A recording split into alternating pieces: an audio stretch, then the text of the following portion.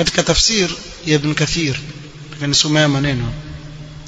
katika aya sura al-Furqan walladhina la yashhaduna az-zura wa idha marru bil-laghwi marru kirama.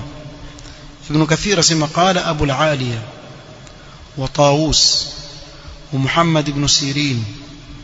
والضحاك والربيع بن أنس وغيره مسكين wanaovioni wa salaf wataji wengi sio hiya a'yadul mushrikin. Zur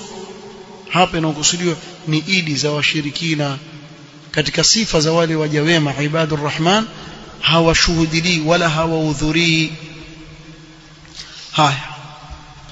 Ibn al-Qayyim rahimahullah katika kitabu chake ahkamu ahli dhimma nasema hivi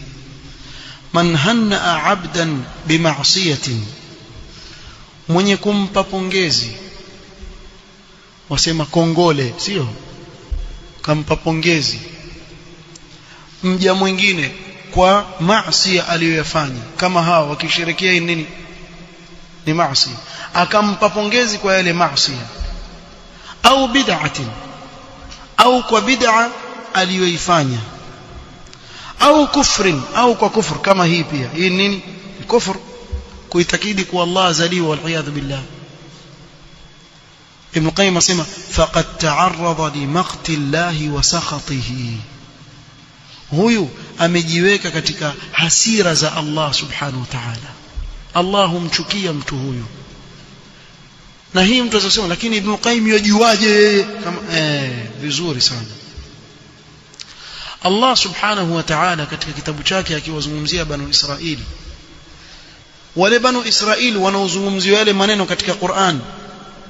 ni wa asri gani asri ya kule nyuma si ndio wakati wa Musa sio lakini katika Qur'an aelekeza mazungumzo ya kuwaeleza wale kwa nani kwa wale ambao wako wakati wa Mtume sallallahu alayhi wasallam na wako leo si ndio ya banu Israili waambie wao si ndio ya bani Israili. Allah subhanahu wa ta'ala awaambia hawa mayahudi banu Israili wataqtuluna al-anbiya bighairi haqq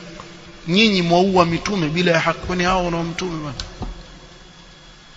Mtu azakuuliza sasa walaumiwa hao kwa kitendo ambacho wamekifanya babu zao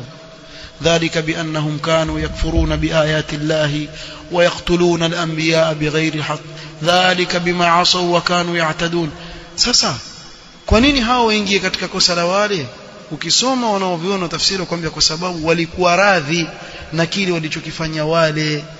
hawakupinga yale waliyofanya bali wafurahikia kile babu zao walichokifanya katika maovu